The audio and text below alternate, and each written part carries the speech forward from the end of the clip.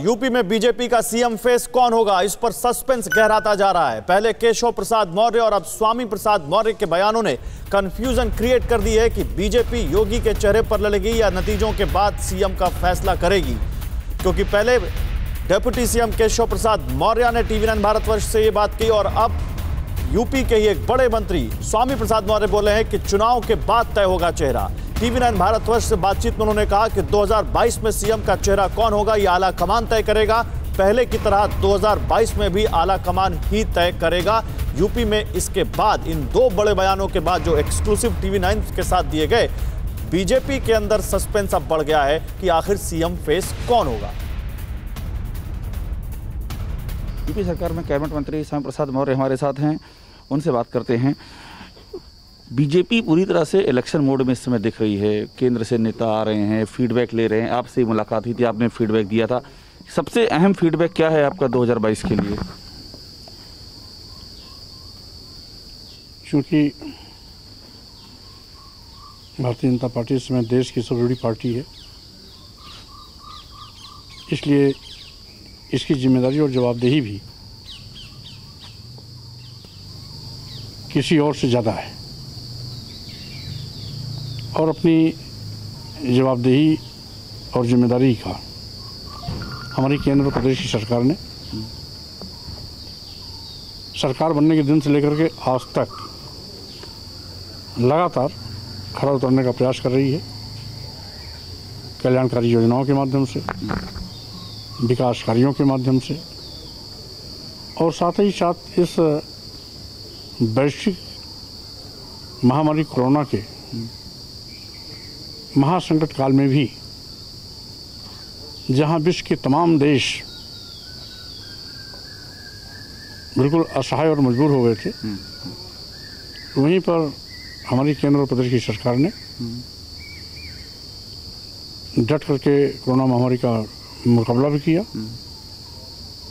लोगों का जीवन भी बचाया और निरंतर उस दिशा में आज भी युद्ध स्तर पर काम चल रहा है। क्या असर होगा जो कोरोना की दूसरी लहर आई थी, जो स्थितियां थीं, उसका क्या असर देखते हैं आप आने वाले चुनाव पर? कुछ फर्क पड़ेगा इससे? जो मुकाम आपका 2017 में था वो मुकाम कायम रहेगा या कुछ कमी आ सकती है? चीजें, महामारी और दैवीय आपदा ये कभी किसी को बता के नहीं आती, अचानक आती और जनता भी इसको समझती भी है और सरकार के किए गए प्रयासों को स्वीकारती भी है।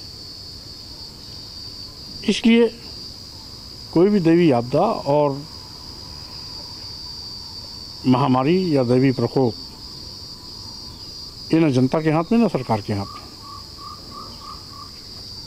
इसलिए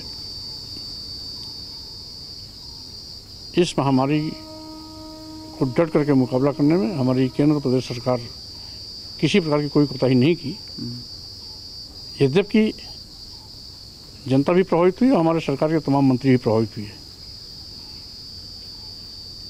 दोनों बार लेकर के दर्जनों मंत्री विधायक भी इसके शिकार हुए, केंद्र के भी बहुत से सांसद इसके शिकार हुए और जनता भी बड़े पैमाने इसकी शिकार हुई। लेकिन उसके बावजूद भी हम इस पर प्रभावी नियंत्रण करने में कामयाब रहे, क्योंकि एक और जहां 28-30 करोड़ की आबादी वाला अमेरिका में मौत का आंकड़ा 6 लाख के पार हो गया, वहीं पर 133-34 करोड़ की आबादी वाले भारत में मौत का आंकड़ा उससे आधे से भी कम है। तो स्वाभाविक रूप से जो विश्व के सबसे सिरताज देश हैं वो औंधे मुंह गिरे। लेकिन ये नौबत न हमारे देश में आई, न हमारे प्रदेश में आई। और यही नहीं, उत्तर प्रदेश से थोड़ी ज़्यादा आबादी अमेरिका की है। हमारे यहाँ 24 करोड़ है, उनके यहाँ 28-30 करोड़ है। उनके यहाँ 6 लाख के ऊपर मौतें गई हैं, हमारे उत्तर प्रदेश में मात्र 22,000 मौतें हुई। और इसी प्रकार से ब्राज़ील, उसकी भी लगभग 28 करोड़ आबादी है, वहाँ लगभग 5 लाख के ऊपर मौतें गई, उसकी तुलना में हमारे यहाँ 22, हमारे उत्तर प्रदेश में 22,000 की मौतें रही।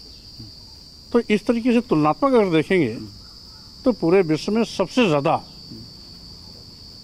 कोरोना पर प्रभावी अंकुश पाने में कामयाबी पाई है हमारी केंद्र और प्रदेश की सरकार ने। और बता दीजिए कि आप तो काफ़ी यूपी में घूम रहे हैं, एक सवाल लगातार पूछा जा रहा है कि जो चुनाव 2022 का आ रहा है उसमें बीजेपी का चेहरा कौन होगा, किसकी अगुवाई में बीजेपी चुनाव में जाएगी? देखिए, आपने देखा होगा 2017 में भी कोई चेहरा नहीं था, लेकिन बाद में चेहरा आया। 2022 के चुनाव में कौन चेहरा रहेगा, कौन नहीं आएगा, ये भी केंद्र सरकार तय करेगी। पहले भी केंद्र सरकार ने तय किया और आगे भी केंद्र सरकार। ये मतलब आपकी परंपरा है कि केंद्र तय करता है बीजेपी? तो स्वाभाविक रूप से अभी तक जो देखने को मिला है वो किसी भी प्रदेश में भारतीय जनता पार्टी अपने पार्टी के बलबूते चुनाव लड़ती है, संगठन के बलबूते चुनाव लड़ती है।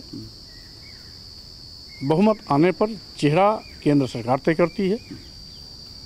किसी चेहरे पर न पहले चुनाव लड़ा गया था और न अभी लड़ा जा रहा है। 2017 में भी कोई चेहरा नहीं था, आप ये कह रहे हैं, और इलेक्शन के बाद विधायकों की बैठक में तय हो गया, केंद्र ने जिसे कहा। वही हमारे कहने मतलब कि जब सरकार बनने की नौबत आती है तो संगठन और केंद्र दोनों तय करता है कि कौन हमारा चेहरा हो। तो केंद्र जिसे भी कहेगा आप लोग तैयार हैं उसको, उसमें कोई फिर आपको? पहले भी हम लोगों ने स्वीकारा और आगे भी उसको स्वीकारा जाएगा।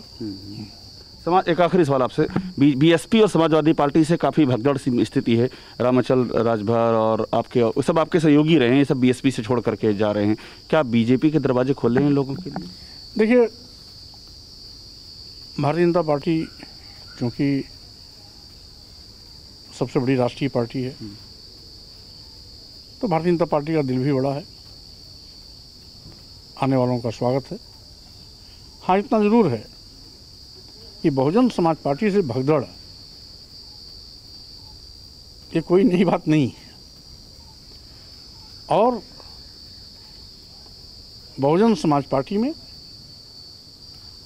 केवल और केवल मायावती जी के अलावा दूसरा न है और न दिखाई पड़ेगा। और यही कारण है जो पार्टी कभी उत्तर प्रदेश जैसे प्रदेश में 4 बार सरकार बनाई, आज विधान परिषद में राज्यसभा में 1 सदस्य के लिए मोहताज हो गई है। सरकार बना तो दूर, पिछले चुनाव में इनके आंकड़े दहाई में आए थे और इस बार इनके आंकड़े इकाई में आएंगे। तो स्वामी प्रसाद मौर्य जी हैं और पूरी आत्मविश्वास से कह रहे हैं कि बीजेपी इस चुनाव में पूरी तैयारी के साथ उतर रही है और आला कमान का जो फैसला होगा वो सभी को मंजूर होगा।